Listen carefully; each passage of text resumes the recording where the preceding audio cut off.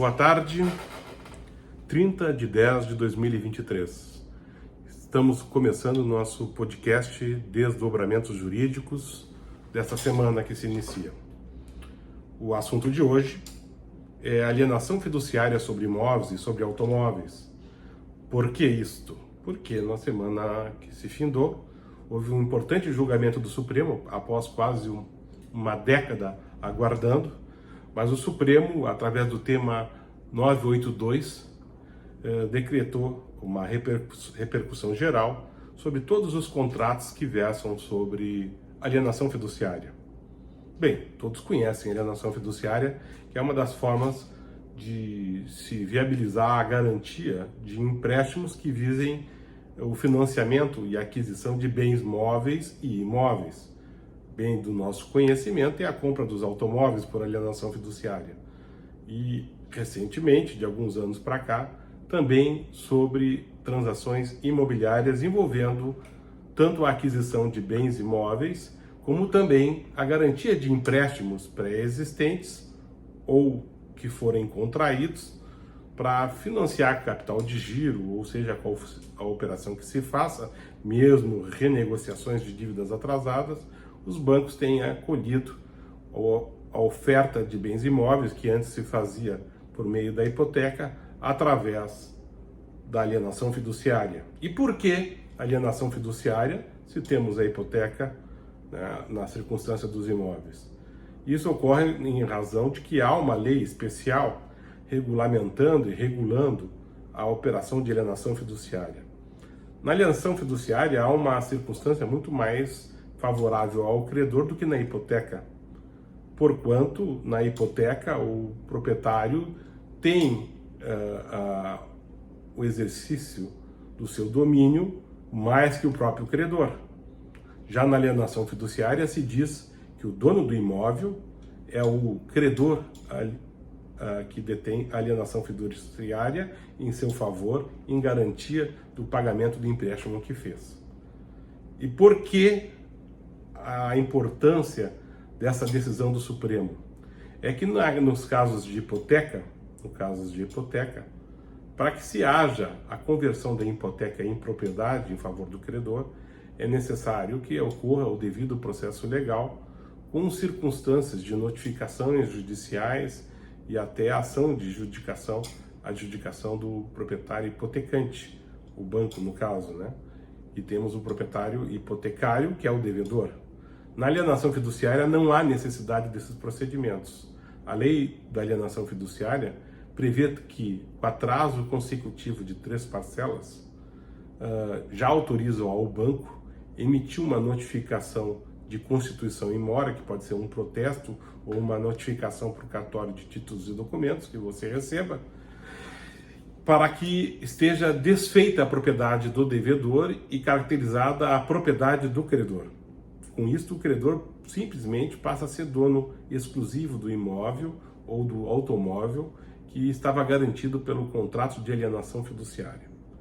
Então, qual é a situação que o Tribunal Superior, né, o nosso Supremo Tribunal Federal, foi suscitado em diversas ações?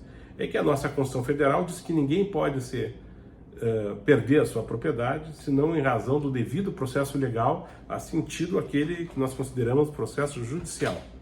Sem meu direito de defesa, sem eu expor que estou realmente em atraso, sem eu ter esse direito de entrar na justiça e discutir essa dívida antes de eu perder o imóvel, se entendia que era inconstitucional o processo de adjudicação compulsória ou extrajudicial feita pelos bancos. E se pediu daí a nulidade da lei que criou a alienação fiduciária com essas características. E agora o Supremo disse que essa lei está válida e ela se sobrepõe à Constituição Federal, que não é perda de propriedade, porque a propriedade em si, no caso da alienação fiduciária, é em favor do credor e não do devedor. E que o devedor só passa efetivamente a ter a propriedade daquele bem que foi dado em alienação fiduciária quando quita sua dívida, por uma disposição contratual. Então, se consagrou agora no Supremo que não é necessária a ação judicial para que o banco credor de uma cláusula de alienação fiduciária, possa valer o uso e a recuperação da garantia. Quer dizer, atrasou 3 meses, por disposição da lei e do contrato, o credor adjudica para si o imóvel que foi dado de garantia, ou o automóvel, registrando lá no Detran como sendo dono do automóvel, ou no cartório de registro de imóveis como sendo dono daquele bem imóvel, já podendo proceder, inclusive, o leilão. E pela lei se pressupõe o quê?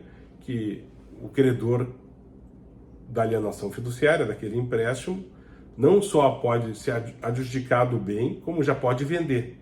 E o resultado daquela venda vai ser utilizado para quitar, né, parte da necessidade que se tenha de se devolver ao devedor aquilo que foi cobrado a maior. Ou quer dizer o quê? De repente o imóvel dado em alienação fiduciária vale muito mais que a própria dívida.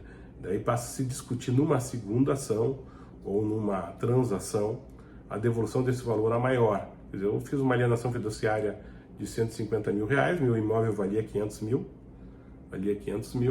e o imóvel foi vendido por 400 mil e eu devia só 200 mil, né? Então o banco, em tese, teria que indenizar aquele devedor nos 200 mil reais faltantes. Isso tem que ser feito através de um procedimento paralelo e não mais trancar a aquisição do bem pelo credor. Quer dizer, a alienação fiduciária ela é suficiente para o credor ficar dono daquele imóvel, proceder na venda e o devedor que corra atrás depois para ser indenizado se houver algum prejuízo flagrante.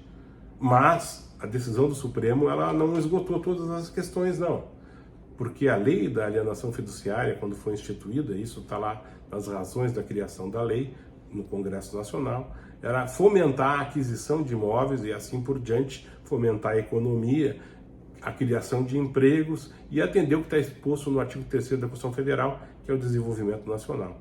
Pois bem, muitas das vezes, como eu citei antes, a alienação fiduciária ela é colocada como uma solução de garantia de dívida numa renegociação de dívida, né? Você transformar a sua dívida de capital de giro ou de cartão de crédito, junta aquilo tudo ou qualquer outro tipo de dívida e faz uma alienação fiduciária para renegociar a dívida. Nesses casos é flagrante que não está se atendendo àquele princípio constitucional do desenvolvimento nacional. Não está se atendendo às questões que foram levantadas pelos deputados e senadores que aprovaram essa lei, sancionaram essa lei pelo presidente da República posteriormente. Não está caracterizado que aquela alienação foi feita para adquirir um bem novo, mas sim para garantir uma dívida passada. Nesses casos ainda é possível judicializar. Isso é um socorro que se dá àqueles que estão perdendo seus imóveis, seus automóveis, que já o possuíam antes.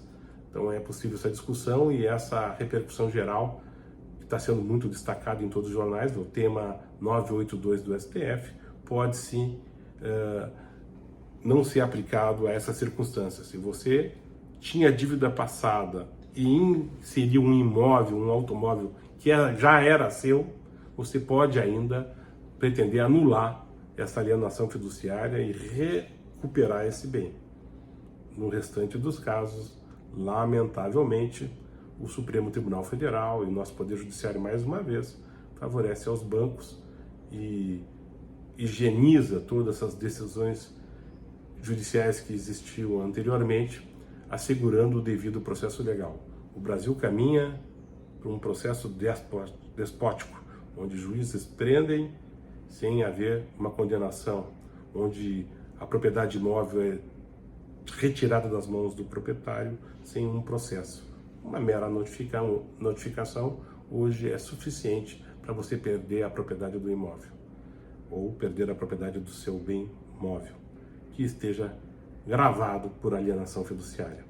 Portanto, fique muito atento, não deixe atrasar mais de 3 parcelas. Verifique se a alienação fiduciária foi feita para comprar um imóvel ou para garantir dívida passada e leve esse assunto para o seu advogado, se caso não tenha solução imediata. Um bom dia para os senhores e amanhã voltamos com o podcast. Vou desligar, hoje estou de meu editor novamente.